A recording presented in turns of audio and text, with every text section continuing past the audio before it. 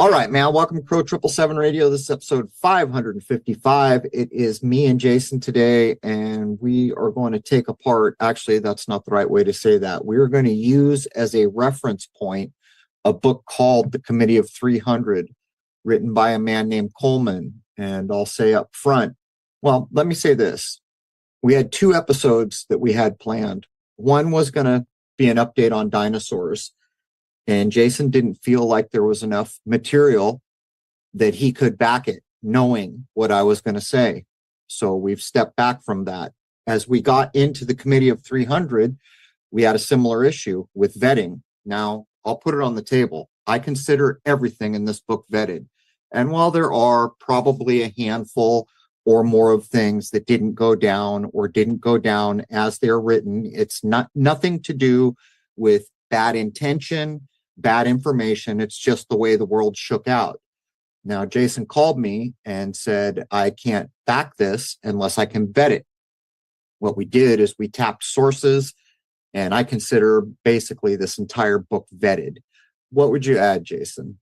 So this is an interesting thing.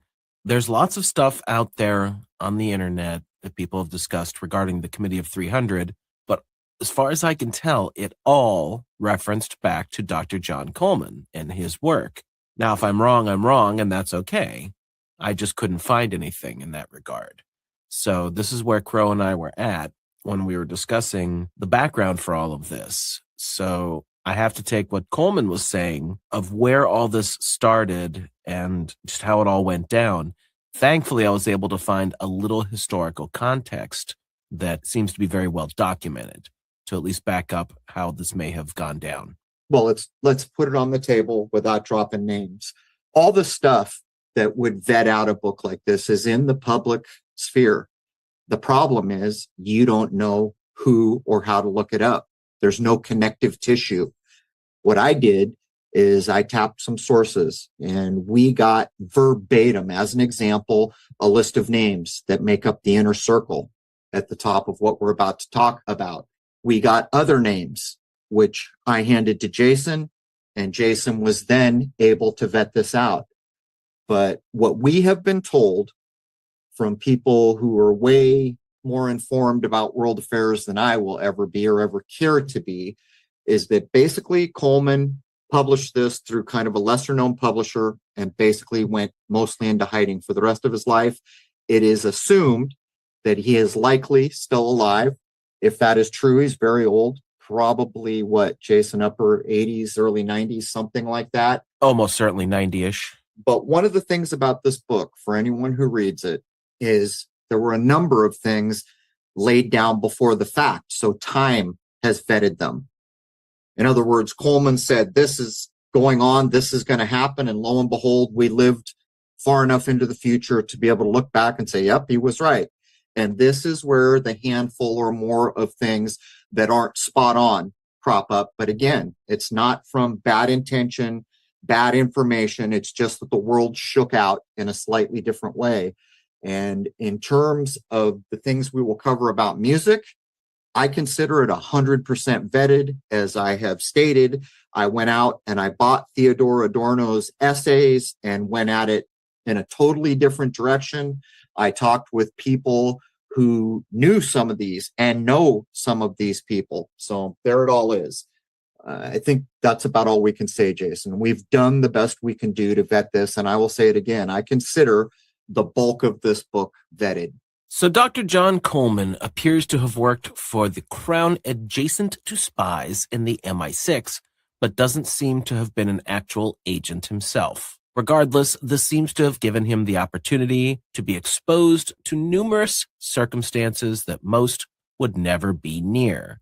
From these situations, he was able to examine numerous concealed documents and ask questions of many people that the general public would never be given the opportunity to do. He published 12 books exposing the New World Order, or the One World Government as he preferred it to be called, focusing specifically on the Committee of 300. In his book, Conspirators' Hierarchy, The Story of the Committee of 300, Dr. Coleman explains the methods and mechanisms used by the elite to control and socially engineer the global population. Dr. Coleman stated, There is no need to use they or the enemy except as shorthand.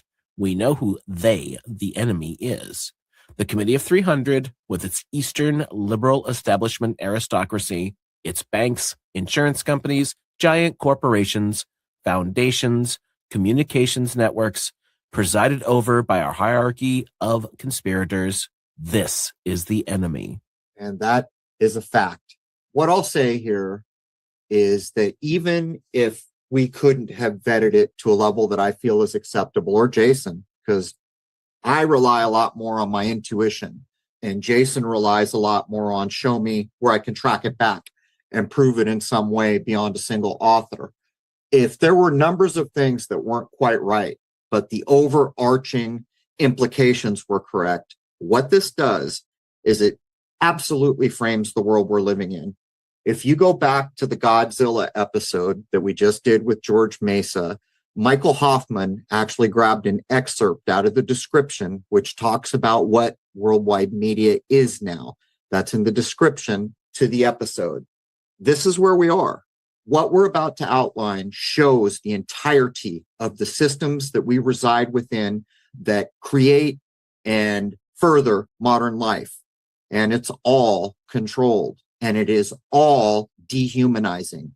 As a matter of fact, if I was going to so blatantly and bluntly label it in a very general way, it seeks to make or keep human beings at an animalistic level. It seeks to prevent human beings from being human beings, basically. The Committee of 300 is the ultimate secret society made up of an untouchable ruling class, which includes the Queen of England, the Queen of the Netherlands, the Queen of Denmark, and the royal families of Europe.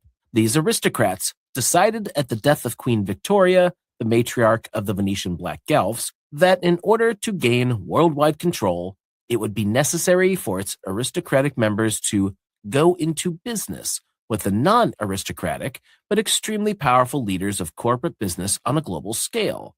And so the doors to ultimate power were opened to what the Queen of England likes to refer to as the commoners. The sheeple, those animals, the masses, they usually drop the M, the asses that they rule over.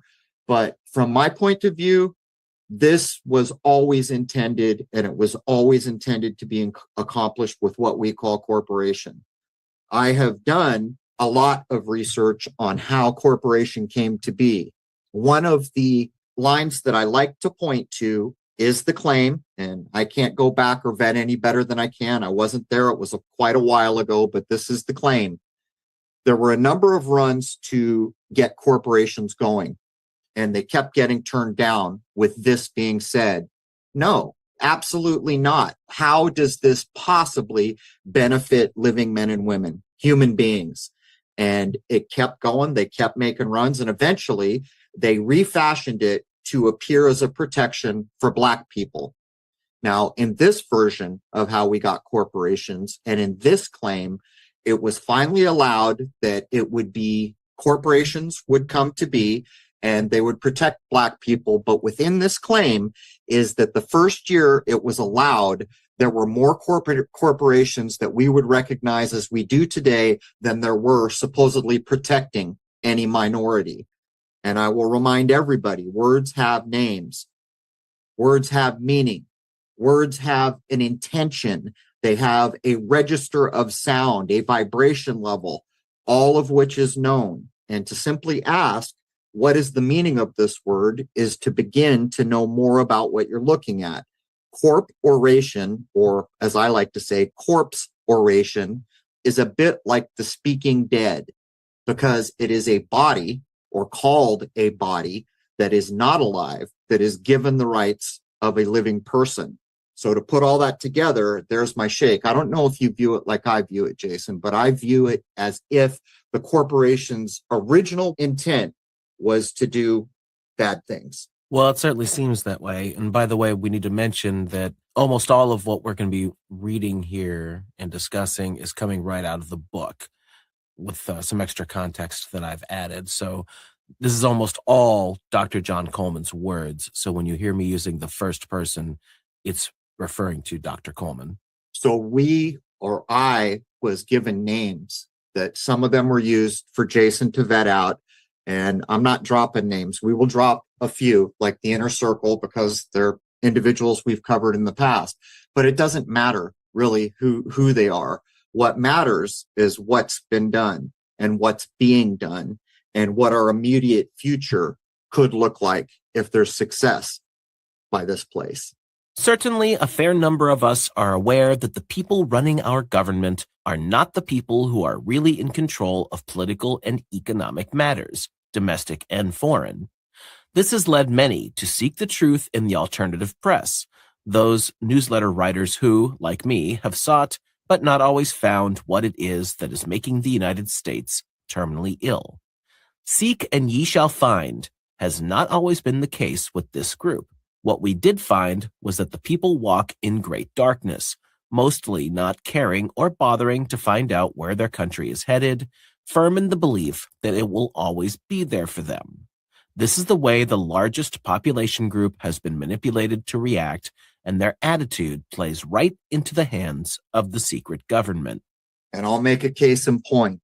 How is it possible that all these decades with the smartest minds we have in this country, that long ago it was not shouted from the rooftops, election? What are you talking about, election? There is no election for the highest offices in this country.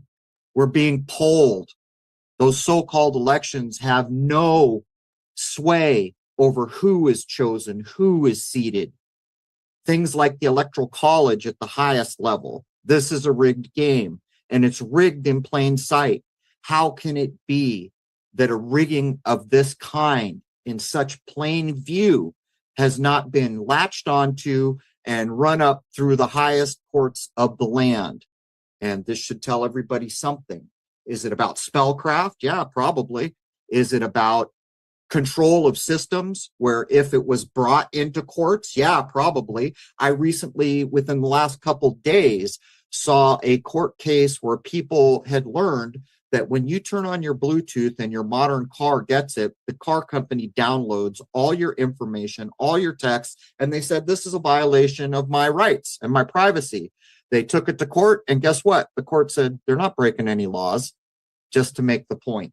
Well, you should read what's in those terms of services every now and then, and you might be a little concerned.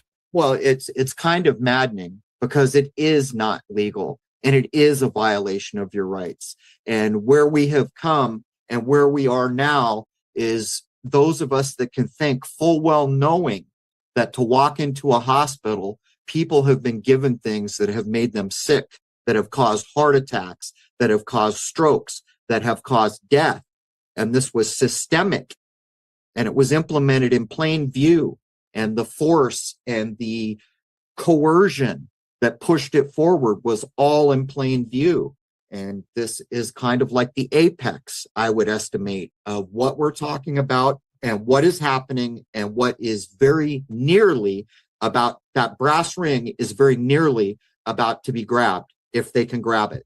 The upper level parallel secret government does not operate from dank basements and secret underground chambers. It places itself in full view in the White House, Congress, and in number 10 Downing Street and the Houses of Parliament. It is akin to those weird and supposedly terrifying monster films where the monster appears with distorted features, long hair, and even longer teeth, growling and slavering all over the place. This is distraction. The real monsters wear business suits and drive to work on Capitol Hill in limousines. These men are in open view. These men are the servants of the one world government, New World Order. You know, it never ceases to amaze me the power of what social media is accomplishing right now. TikTok, as an example, becoming the framework for how the younger generation thinks about things. And they're convinced that one of the Kardashians is a high-level witch and that this entertainer or that one is clearly a powerful Illuminati. And it's all quite laughable and it's all quite a distraction. What Jason just said is the fact. The enemy is corporation. The enemy is the power behind those corporations. And we'll get into it here. The Committee of 300 looks to social convulsions on a global scale, followed by depressions as a softening up technique for bigger things to come, as its principal method of creating masses of people all over the world who will become its welfare recipients of the future.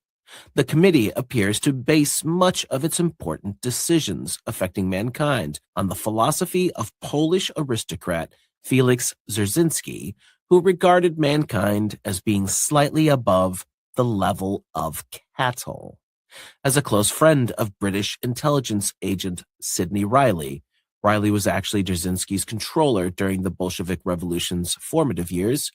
He often confided in Riley during his drinking bouts. Dzerzhinsky was, of course, the beast who ran the Red Terror apparatus. He once told Riley, while the two men were on a drinking binge, that, quote, "Man is of no importance. Look at what happens when you starve him. He begins to eat his dead companions to stay alive.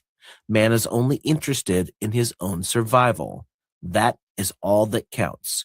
All the Spinoza stuff is a lot of rubbish." And by the way, that last line is a reference to the 17th century Spanish philosopher Baruch Spinoza, whose most famous and provocative idea is that God is not the creator of the world, but that the world is part of God. This is often identified as pantheism, the doctrine that God and the world are the same thing, which conflicts with both Jewish and Christian teachings. Let me be blunt.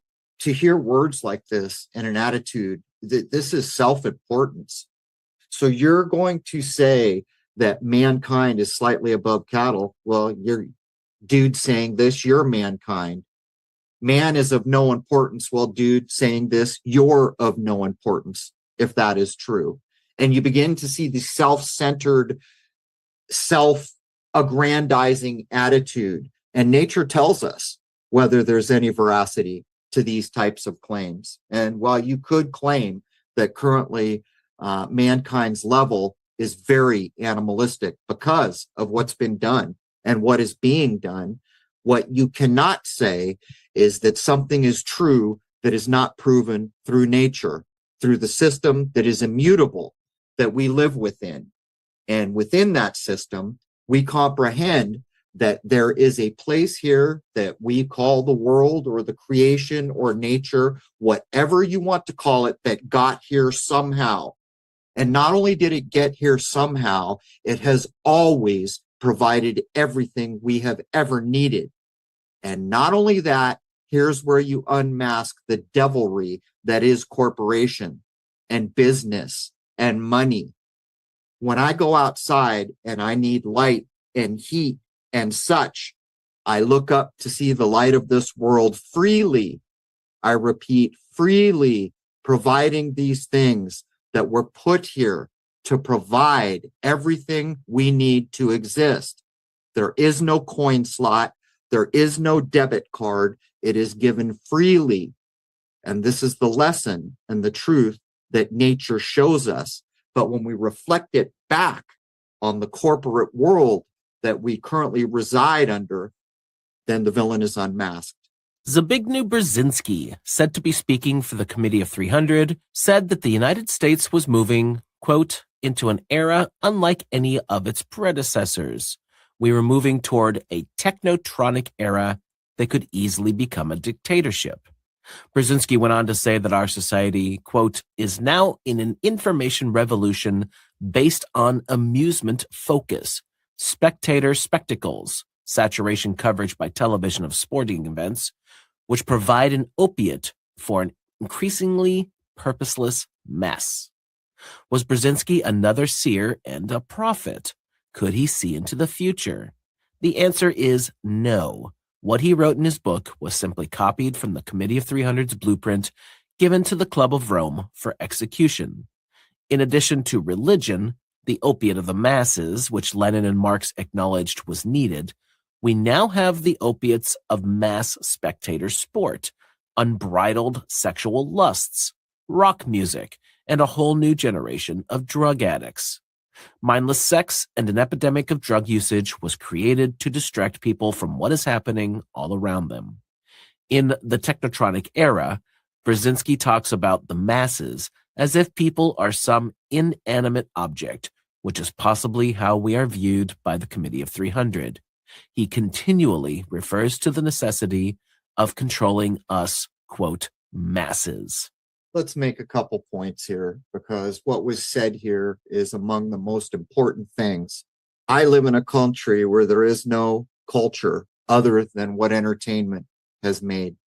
The culture that I have grown up in is primarily based on television, music, movies, news, and the like. And these things are all controlled. But here's the problem. While we can say that we deserve what we got, because you can't deny what's been said here is true for the vast majority of the world population, I would make a point.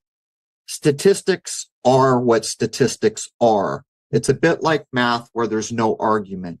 My point is this. If I laid down a plan which was statistically calculated to have a 98 or a 99% chance of working, then did we get what we deserved, or were we trapped by a system that statistically was proven to have a 98 or 99% chance of working? And this is one of the problems that I bump into all the time, where what's happened is the fault of all these fat idiots, these lazy Americans, these, any country that I want to be derisively labeled. And it's not true. Do we bear responsibility? Hell yes, we do, particularly now where we're starting to be able to see, and we have people that are showing us what we might not have been able to put together on our own or work out on our own dime. But when you walk into a forest with bear traps everywhere that are beyond the ability of a human being to detect, and that human being gets trapped, whose fault is it? Even if there was a sign at the front of those woods saying it's possible there are traps, what I'm pointing out here is, yeah, we bear a huge responsibility, and every day that goes by, but the trap that was laid, if I could turn the table and take everyone in these boardrooms and put them out in the general public situation, they would have been trapped too. Because statistically, it was demonstrated that 98 or 99% this was going to work. At one point, Dr. Coleman says that Brzezinski had let the cat out of the bag. Quote, at the same time, the capacity to assert social and political control over the individual will vastly increase. It will soon be possible to assert almost continuous control over every citizen and to maintain up-to-date files containing even the most personal details about health and personal behavior of every citizen in addition to the more customary data. These files will be subject to instantaneous retrieval by the authorities. Power will gravitate into the hands of those who control information. Our existing institutions will be supplanted by pre-crisis management institutions, the task of which will be to identify in advance likely social crises and to develop programs to cope with them. This will encourage tendencies through the next several decades toward a technotronic era, a dictatorship, leaving even less room for political procedures as we know them. Finally, looking ahead to the end of the century, the possibility of biochemical mind control and genetic tinkering with man, including beings which will function like men and reason like them as well, could give rise to some difficult questions. Now, let me point something out here. Coleman's book came out in 91, but he was quoting from Zbigniew Brzezinski, who was speaking of things decades earlier than that. So how long have they been figuring things out for how things are looking today? Well, we know certainly over a century, but I think it could be taken further into the rears. But how do you prove it? I don't know how you prove it. But I can demonstrate through the things that I have seen over the last roughly 100 years, the vestiges of the social engineering that is so prominent in the entertainment, which is the foundation of modern life in this world. And how is it that all of us who understand what cell phones, smartphones are doing, still push out of our minds the truth and the seriousness of what they're being used for and continue to use them. And what's worse, how about those generations that never knew a time before a cell phone was the way of things? I'll make a prediction based on what I have learned from nature, which I accept as wholly correct and wholly true, where there is no lie. In the long run, we're going to go into a world that is amazing beyond our wildest dreams. In the short run, the change is going to be hell-bent, and it's going to burn away and shake out everything that stands in the way of the evolution of the so-called human species. That's what I accept is probably correct. But again, everybody is starting to be aware of what social media was created for. I've been talking about it for, I don't know, it's been, Jason, a decade maybe. I've been harping on cell phones.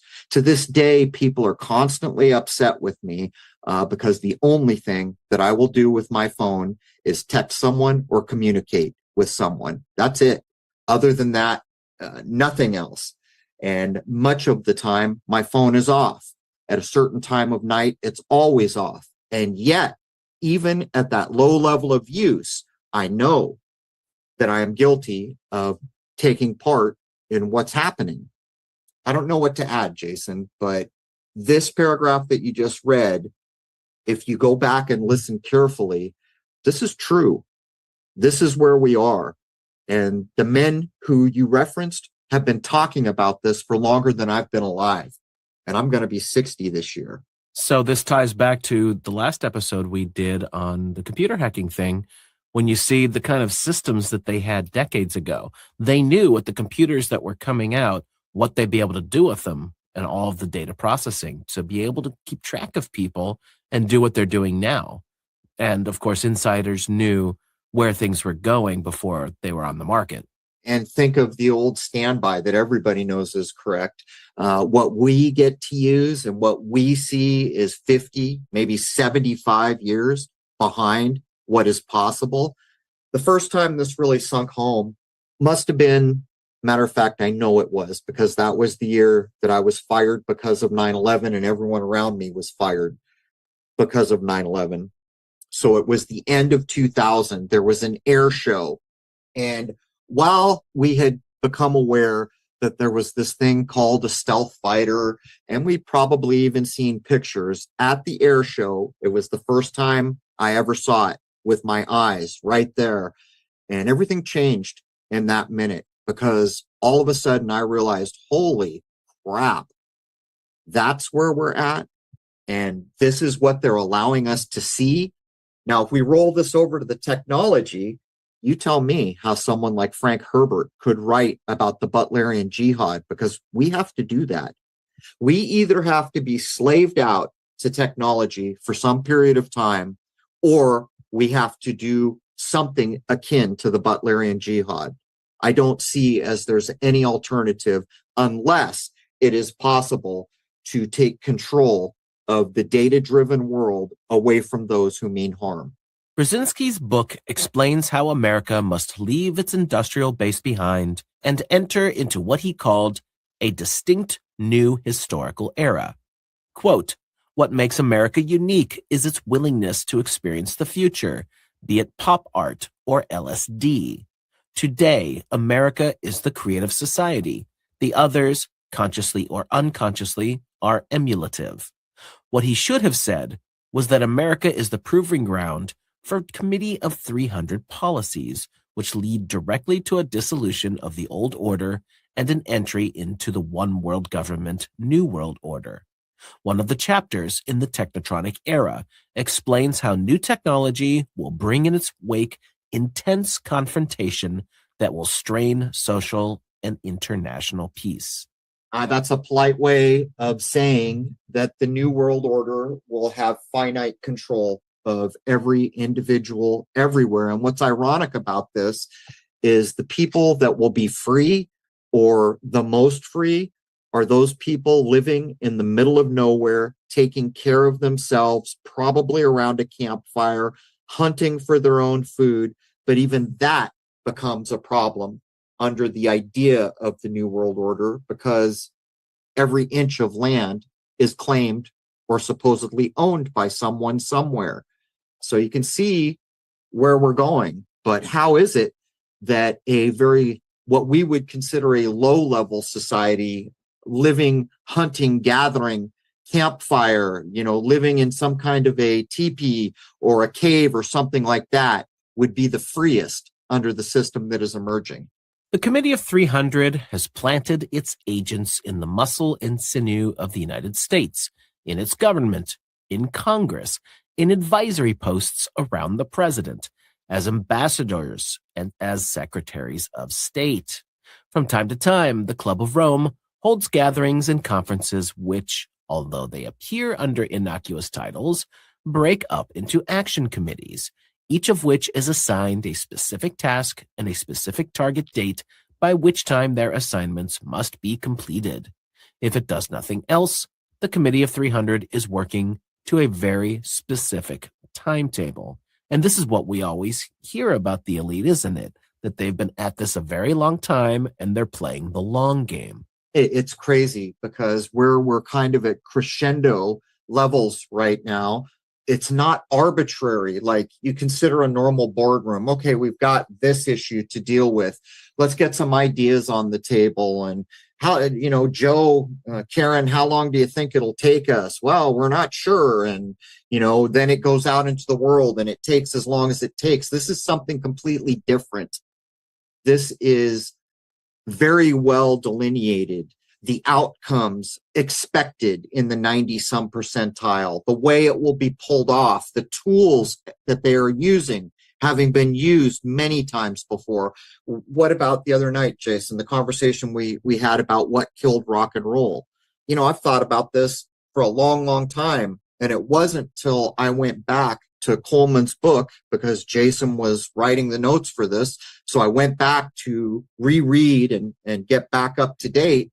It's simple. They pulled the press. They pulled the media coverage, and it ceased to exist, basically, almost ceased to exist in the way things presently work. And most people will hear this and say, you're out of your cotton picking mind, but that's exactly what a major part of what did it. All of a sudden, the media focused on rap, hip hop, other things, and basically pulled the oxygen out of the room for this thing that was supposedly never going to die, rock and roll, which basically was the driving soundtrack a short decade or two prior. That was the soundtrack of the world, the money that was made from it. It's insane when you begin to think about how easy it must be for people with this much power to simply shift the narrative. Well, this is what we always talk about. It's the whole thing with the decades, and each decade seems to kind of have its own thing. And it's very, very obvious when you look at music going from the 80s to the 90s. The Hairspray thing was over. So the media no longer focused on the Hairspray bands. Now they're going to focus on grunge, and then immediately afterwards, rap. This is the importance of the individual, because I maintain that a big part of what it means to be a man or a woman is we live by example. A lot of people will say, oh, Crow's talking about the nature versus nurture. Well, in a way I am, but what I'm pointing out that we do learn by example, and examples are powerful. When I was young and I wanted to learn some rock and roll riff, the music had not been written. Tablature had not yet been made available to the public. We had to sit there and figure it out. Well, it's a very different world now. I can go on YouTube and find any lick, any song, any arrangement from any music that I would like. And what do I get? I get the example. Someone says, here's how you do it. The power of the example is underestimated and undervalued. And so when we think about movies, we think about music, we think about the news, media in general, all these examples that surround us. And in a world where you can show up at some kid's soccer game now where there might be 30 or 40 adults, how many times have you looked around to see 30 or 40 adults stuck in their phone? The example from nature, the example from society, the example from interaction with other human beings has been supplanted. Their faces are stuck in a media device. Dr. Coleman said in 1981 that we are set up politically, socially, and economically so that we remain locked into the Club of Rome's plans. Everything is rigged against us. If we are to survive, then we must break the stranglehold the Committee of 300 has on our government. In every election since Calvin Coolidge ran for the White House, the Committee of 300 has been able to plant its agents in key positions in government so that it matters not who gets the White House post. For example, every one of the candidates who ran for the presidency from the time of Franklin D. Roosevelt were selected, some like to call it handpicked, by the Council on Foreign Relations, acting on the instructions of the Royal Institute of International Affairs. I remember the first time I ever heard the name Obama. It was in some offhand news. It was 1999, and there was this up-and-coming, promising senator that could make a bid for the White House someday. First time I ever heard the name. That's what it was. And it goes to show you. And he's sitting here hedging. We're selected. Some might call it handpicked. No, call it what it is. Yeah, selected by people who are not voters, who are completely independent of the sham that is voting. Handpicked. It is what it is. And just like the rise and fall of rock music, we saw the rise of Barack Obama, who came from a very small position, all things considered, since he made a jump from that to the presidency. How did they do it? The media, of course. Back up a little bit. Most people are probably not old enough to have a good view of President Jimmy Carter. He was viewed as a weenie, a weakling, couldn't get anything done right. There was the whole hostage thing going on, and he couldn't even get the hostages out. If I remember correctly, he supposedly crashed the rescue guys' helicopters and killed the rescue team, or I forget. It was a debacle. But what happened in the public eye was this strong guy, wasn't even president yet. By the way, everybody knew he was an actor. So now it's just perfectly fine to take a frickin' Hollywood actor and put him in the supposed highest position of this country called president. And this strong new guy is so strong that guess what? They didn't even wait for him to get into office. They released all the hostages because they were scared to death of who? Not Ronald Reagan, because at that time he was called something else. He was called Ronbo. Well, what's Ronbo? Where's that come from? At the time, the most popular movie franchise in the country was Rambo. And these t-shirts came out with Ronald Reagan's head on Johnny Rambo's body with an M60 in his hand. Do you see? Do you see? Rambo is a fictitious movie. Reagan was an actor who made fictitious movies. They were melded together to put a guy in the top spot. And what was driving it? The perception and the media. And don't forget the movies, because there is no separation.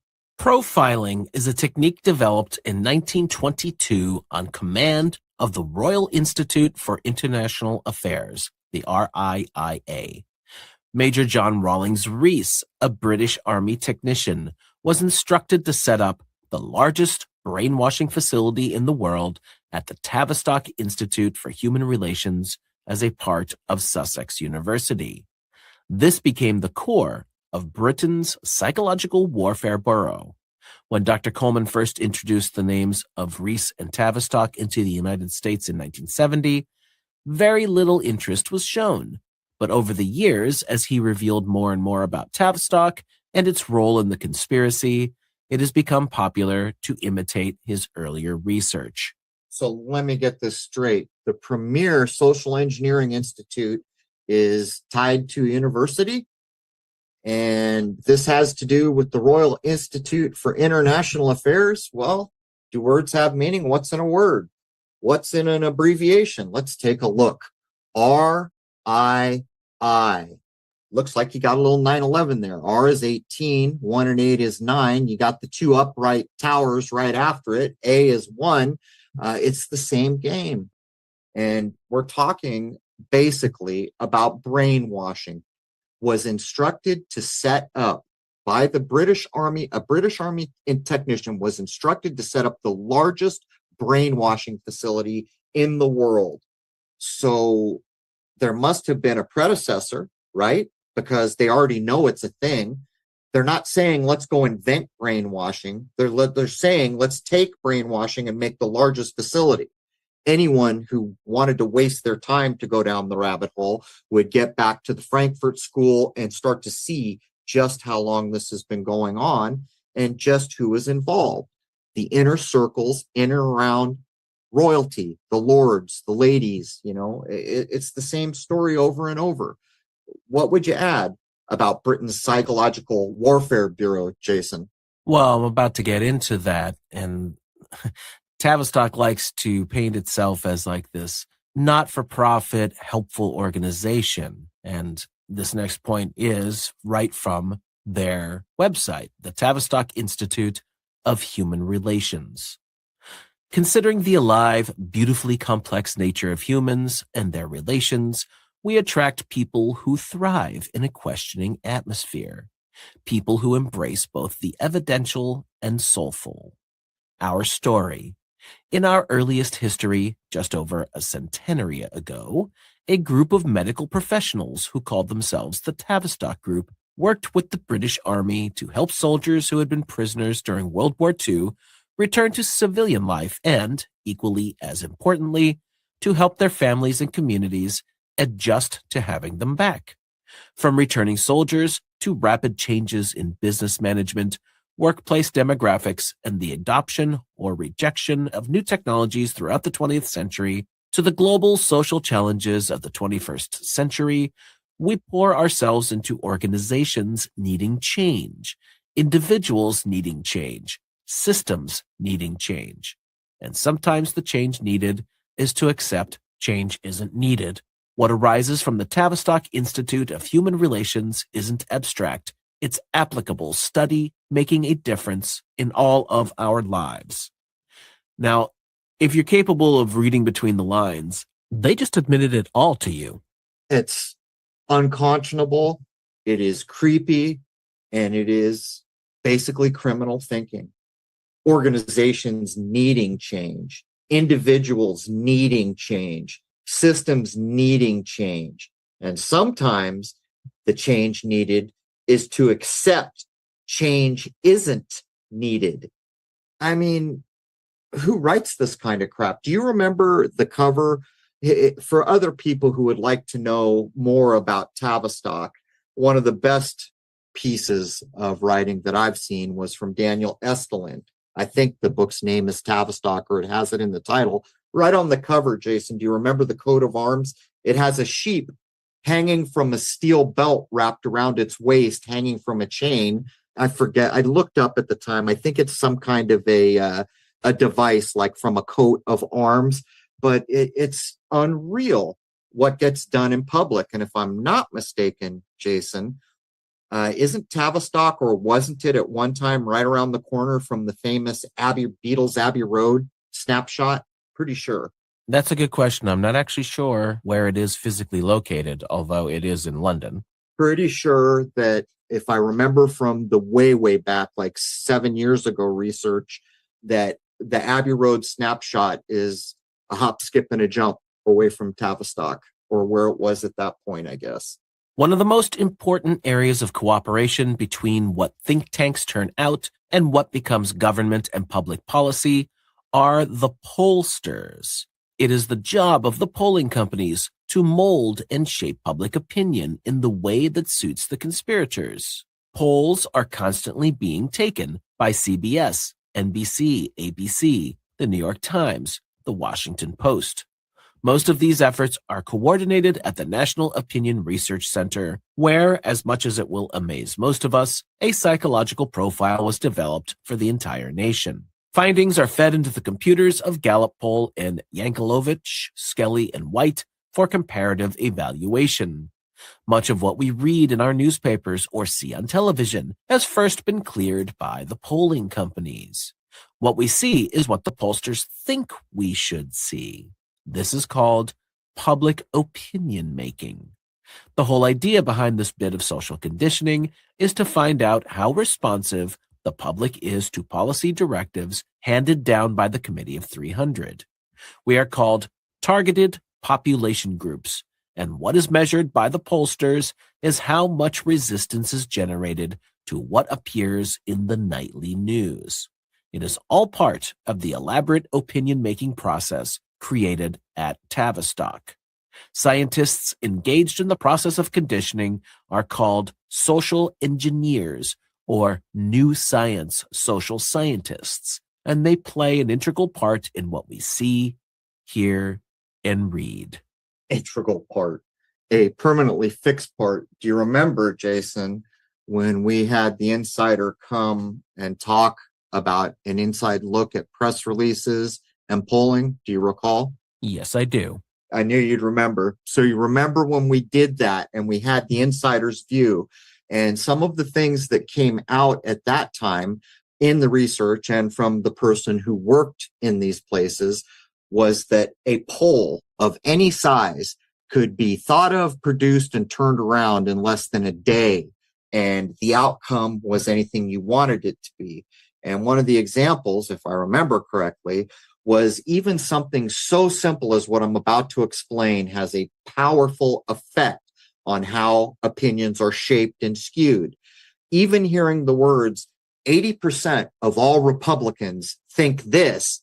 Well, if you've already identified yourself as a Republican, even if you didn't agree with what you've been told 80% of people agree with, they know in advance that very few people will ever push against it, and the vast majority will simply become of the imaginary 80%. Is there anything you'd add about it? We did have the inside view. I should look up the, maybe if Rose is listening, she can look up the episode where I think it was NPR. No, it wasn't NPR. She'll know. It was PR Newswire There and it is. Business PR Wire Newswire. were the two main companies, but there are others who most of the mainstream organizations that deal in quote unquote news get their information from, or get their releases from, I should say. This is how in the modern era, because everything's digital now, it's so easy for them to control. And I'm sure you've seen the video compilations that people have put together of news clips where they're saying the same exact thing, but it's just a local news station, so it's got the local flavor. Well, that's why they are reading the exact same thing coming down from these companies. I've done breakdowns. I don't remember the episodes, but the press releases are a story within themselves, the video packaged press releases. And this started going on way back, but became very normalized by the end of the 90s. By the way, the guest that we were talking about used the pseudonym Tom. It was episode, that's perfect, 116.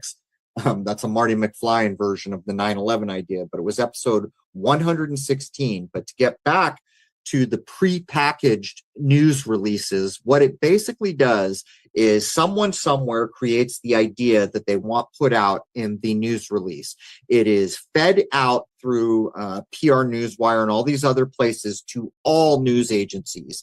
Then they edit it together. Many of the times what you'll see is the local news anchor that you know introducing the clips. And what happens is it gives the appearance that that person did the investigation, did the reporting, but what's actually happened is they simply put a face in the front of a pre-packaged video snippet. And that has worked a dream to shape public opinion for so long. So that brings us to the top of hour one. And in hour two, we're going to show where it seems that the Committee of 300 would have come from, based off of the information that others have given us, as well as continue on with the breakdown with Dr. Coleman.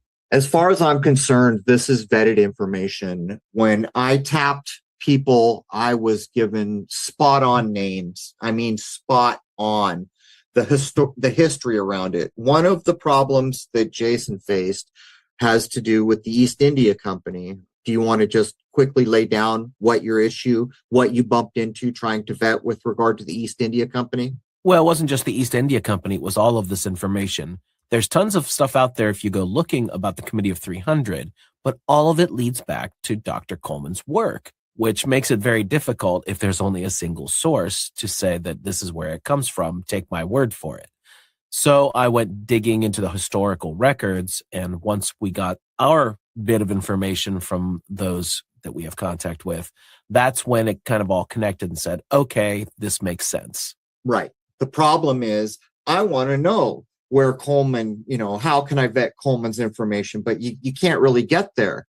But then when you have a source that says, oh, look up this name, and they give you the backstory verbatim off the top of your head, and the research you then do on the name lines up perfectly, you realize the veracity of what's going on.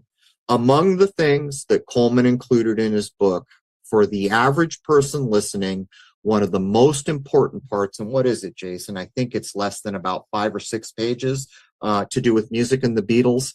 I think the core of it is maybe 5 or 6 pages, but it tells you without pulling punches who did it, why it was done, and the effect it would have. And we can all look backwards to know damn well it worked a dream.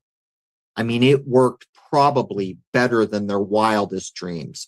And for those people who love the Beatles, how do you possibly face the fact that not only didn't they write their own music, that not only at least one of them for sure was swapped in front of your face, that the whole reason they were put there was to subjugate what it means to be a living man or a woman, and to lower populations, countries' populations into an almost animalistic state. And this is one of the tools that did it. How do you face that? Do you continue to love the Beatles music? It's your choice. You can do that. And to be fair, if you're a person who just wants to lead a happy life, I can't fault you, because from my point of view, the Creator gave you free will. That's your option. But for those people who look at it and have to come to terms with those realities, then the insidious nature of what's been done starts to kind of drift to the surface. Anyhow, Jason, I'm going to wrap up hour 1 if you don't have anything more to add. No, we're there. So let's march on to hour 2. All right. It's probably going to be more than an hour in hour 2. We've got a lot of ground to cover, and we're not artificially limiting hour 2s anymore now that we're delivering 1 episode a week on Wednesday. Anyhow, there is hour 1 of episode 555. The first free hour is free to everybody at crow777radio.com. That is CRROW777radio.com. Members know to log in for the full 2 or 2+ hours, and they get access to all of the forums. They can create forums. They get access to all the comments, and they get free access to the 2-hour film called Shoot the Moon that covers all my telescopic work. And some of that, like the double sun idea, is probably going to matter in the long run, but I'm just guessing. But with that, we're going to wrap up, take a short break, and come back and lay down hour 2. I'd like to wish each and every one of you a happy, healthy, and higher-minded new era. That higher-minded part, critically important, where we're about to be in a minute, a very short minute. We're kind of got our toes on the threshold. I hope to see you all logged in as members. There it is, man.